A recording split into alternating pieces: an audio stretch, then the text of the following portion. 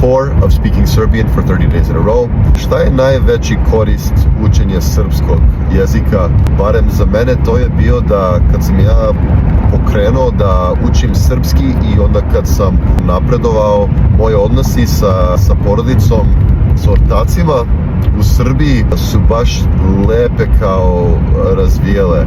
Jer sećam se kad sam bio klinac i nisam pričao srpski i morao sam sve da provedem kroz moju tatu ili mamu, jer ja nisam znao kako da komuniciram sa tetkom ili sa dedom. Tako da sad kad ja mogu to sam da komuniciram sa tetkom ili sa dedom ili sa bilo kome, to mi je nekako kao proširio svoj svet i sad mi je baš drago jer mislim da sad imam neki kao dublji kao odnos, duboko odnos sa svom dedom i sa svom tetkom i sa svom tečom, jer sad mogu da govorim srpski. Ništa, to je to.